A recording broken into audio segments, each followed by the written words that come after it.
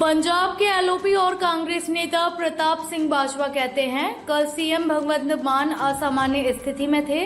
मैं प्रार्थना करता हूं कि सीएम बने रहें, आप उन्हें ना बदलें। वह एलओपी को छाया सीएम कहते हैं। अगर एलओपी के प्रति उनका व्यवहार ऐसा है तो आम पंजाबी उनसे क्या उम्मीद करेगा। किसान सीमाओं पर बैठे हैं। कल मैंने सुझाव दिया था कि एक सर्वदलीय प्रतिनिधिमंडल जाना चाहिए या फिर उन्हें बातचीत के लिए बुलाया जाना चाहिए। कानून और व्यवस्था की स्थिति है और चंडीगढ़ मोहाली में लगातार ट्रैफिक जाम हो रहा है। वह हमारे किसान हैं, आपको उनकी बात सुननी चाहिए।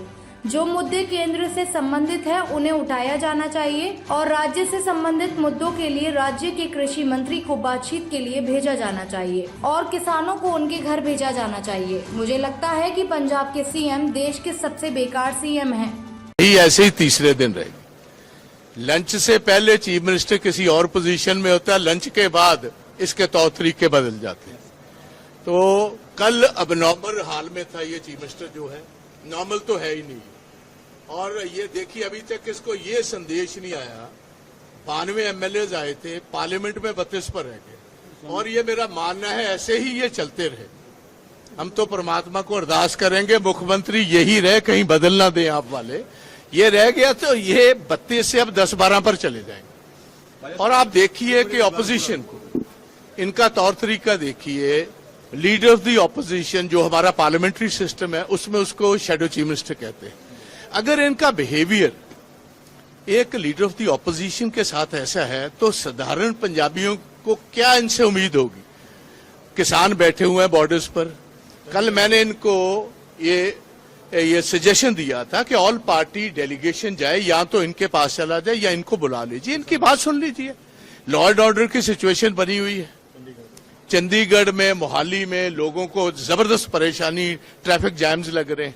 और हमारे किसान हैं, आप इनकी बात सुनिए। जो सेंटर के साथ इश्यूज हैं सूबा टेकअप करे, जो स्टेट के इश्यूज हैं आप खुद अपने एग्रीकल्चर मिनिस्टर को भेजो और उन सभी इश्यूज को आप इनके साथ बात कर इनको घर भेजिए। हम जी ना सरकारी कर्मचारी, they are up in arms.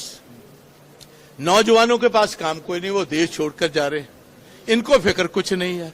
और मैंने ये पहला मुख्यमंत्री देखा है जो सेल्फ सर्टिफिकेशन करता है।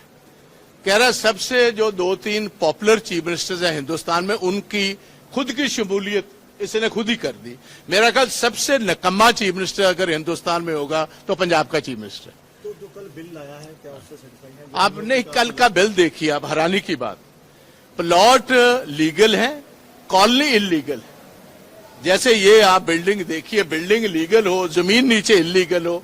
ये भगवंत मान की सरकार ही काम ऐसा कर सकती है। परमात्मा मेहर करे पंजाब पर। जो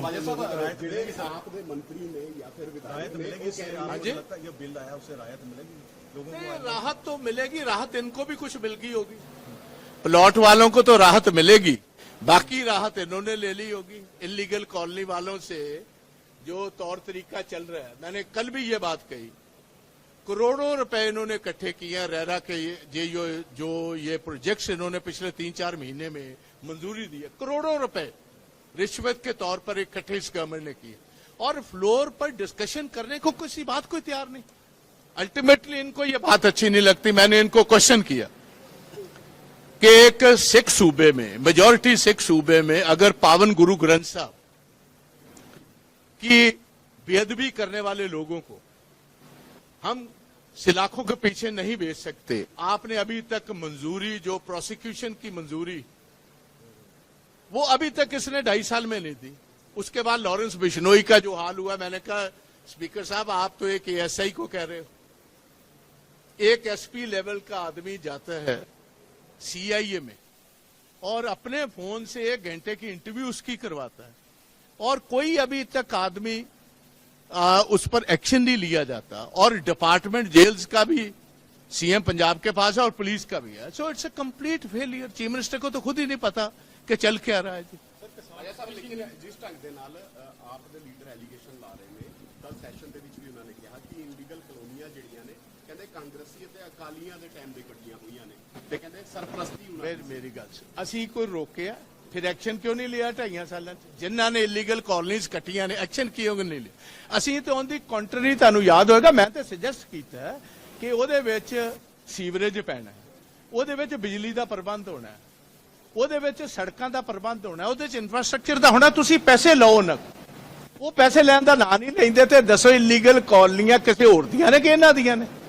ਤੇ ਉਹਦਾ ਮਤਲਬ ਉਹਨਾਂ ਇਲੀਗਲ ਕਾਲੋਨੀਜ਼ ਕੱਟਣ ਵਾਲਿਆਂ ਨੂੰ ਪ੍ਰੋਟੈਕਟ ਕੌਣ ਕਰ